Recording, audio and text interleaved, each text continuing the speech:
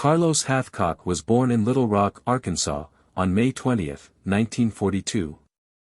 He grew up in Wynne, Arkansas, living with his grandmother for the first 12 years of his life after his parents separated.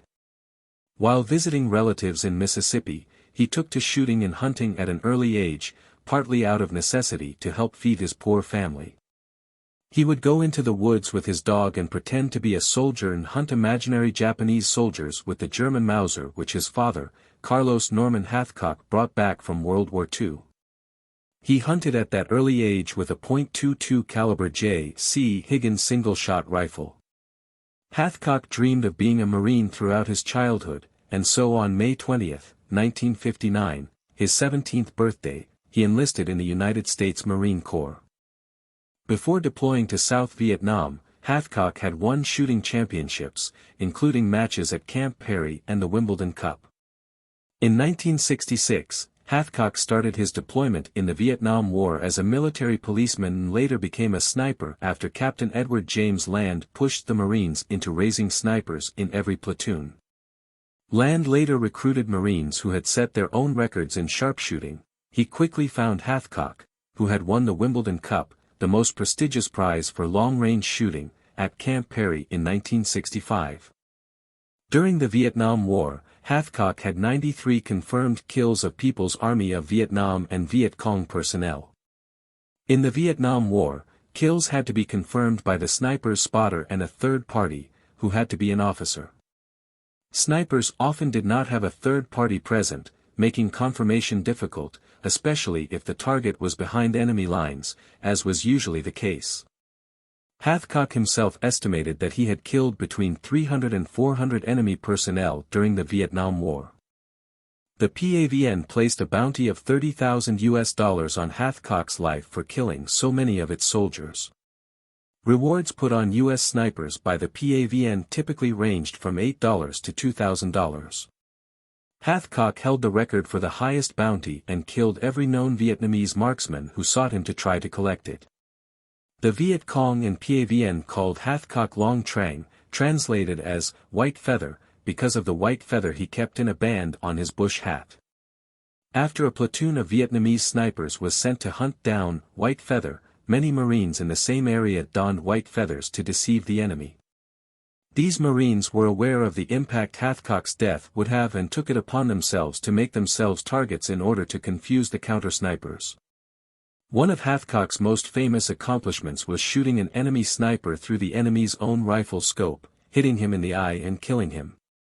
Hathcock and John Roland Burke, his spotter, were stalking the enemy sniper in the jungle near Hill 55, the firebase from which Hathcock was operating, southwest of Da Nang.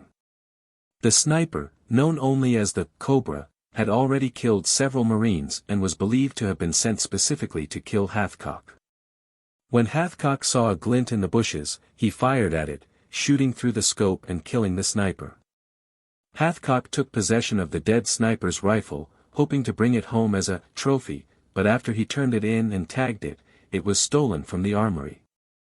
Hathcock stated in interviews that he killed a female Viet Cong platoon leader called the Apache Woman, with a reputation for torturing captive U.S. Marines, around the firebase at Hill 55. However, scholars such as Jerry Lemke have cast doubt on Hathcock's account and questioned the existence of Apache. Hathcock only once removed the white feather from his bush hat while deployed in Vietnam during a volunteer mission days before the end of his first deployment. He crawled over 1,500 yards of field to shoot a PAVN general. He was not informed of the details of the mission until he accepted it. This effort took 4 days and 3 nights without sleep and with constant inch-by-inch crawling.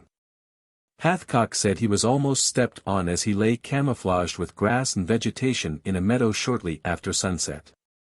At one point he was nearly bitten by a bamboo viper, but had the presence of mind to avoid moving and giving up his position. As the general exited his encampment, Hathcock fired a single shot that struck the general in the chest, killing him.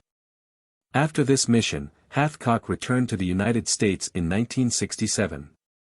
He missed the Marine Corps, however, and returned to Vietnam in 1969, where he took command of a platoon of snipers.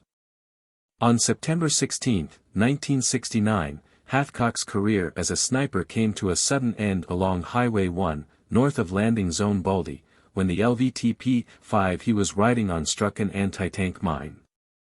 Hathcock pulled 7 Marines from the flame-engulfed vehicle, suffering severe burns, some third degree, to his face, arms, and legs, before someone pulled him away and placed him in water because he was unaware of how badly he had been burnt.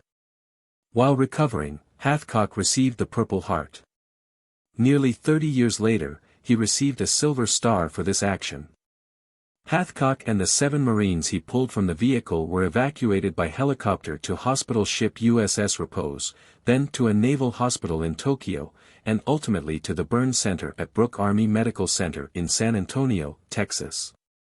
After returning to active duty, Hathcock helped establish the Marine Corps Scout Sniper School at the Marine Base in Quantico, Virginia. Due to the extreme injuries he suffered in Vietnam, he was in nearly constant pain, but continued to dedicate himself to teaching snipers. In 1975, Hathcock's health began to deteriorate, and he was diagnosed with multiple sclerosis. He stayed in the Marine Corps, but his health continued to decline. Just 55 days short of the 20 years that would have made him eligible for regular retirement pay, he received a permanent disability separation. Being medically discharged, he received 100% disability pay. He would have received only 50% of his final pay grade had he retired after 20 years. He fell into a state of depression when he was forced out of the Marines because he felt as if the service had kicked him out. During this depression, his wife Jo nearly left him but decided to stay. Hathcock eventually picked up the hobby of shark fishing, which helped him to overcome his depression. Hathcock provided sniper instruction to police departments and select military units, such as SEAL Team 6. Hathcock once said that he survived in his work because of an ability to get in the bubble, to put himself into a state of utter, complete, absolute concentration, first with his equipment, then his environment, in which every breeze and every leaf meant something, and finally on his quarry. After the war, a friend showed Hathcock a passage written by Ernest Hemingway: "Certainly there is no hunting like the hunting of man, and those who have hunted armed men long enough and like it, never really care for anything else thereafter." He copied Hemingway's words on a piece of paper. He got that right, Hathcock said. It was the hunt, not the killing. Hathcock said in a book written about his career as a sniper, "I like shooting, and I love hunting. But I never did enjoy killing anybody. It's my job. If I don't get those bastards, then they're gonna kill a lot of these kids dressed up like Marines. That's the way I look at it." Hathcock's son, Carlos Hathcock III, later enlisted in the U.S. Marine Corps. He retired from the Marine Corps as a gunnery sergeant after following in his father's footsteps as a shooter and became a member of the Board of Governors of the Marine Corps Distinguished Shooters Association. Hathcock died on February 22, 1999, in Virginia Beach, Virginia, aged 56, from complications resulting from multiple sclerosis. He is buried at Woodlawn Memorial Gardens in Norfolk, Virginia. The story of Carlos Hathcock is one that epitomizes the true spirit of heroism, dedication, and exceptional marksmanship. His journey from the fields of Arkansas to the battlefields of Vietnam is a testament to the unwavering determination of an American legend. Carlos Hathcock's legendary exploits as a sniper, the "white feather" of the Vietnam War, continue to inspire countless individuals in both the military and civilian world. His unparalleled skill, courage, and ethics in the face of unimaginable challenges set a standard for excellence that endures to this day. As we reflect on the life and legacy of Carlos Hathcock, we're reminded that heroes come from all walks of life and demonstrate remarkable qualities when called upon. Hathcock's legacy serves as a source of inspiration for those who seek to push the boundaries of their capabilities, to stand strong in the face of adversity, and to protect the values and freedoms we hold dear. It's our hope that by sharing this incredible story, we've honored the memory of Carlos Hathcock and shed light on the remarkable deeds of a true American hero. As we look to the future, may we continue to draw inspiration from his indomitable spirit and unwavering commitment to excellence. Thank you for joining us on this journey through the life and legend of Carlos Hathcock. We invite you to explore more stories of remarkable individuals who have left an indelible mark on our world. Please like, share, and subscribe for more captivating tales of history and heroism.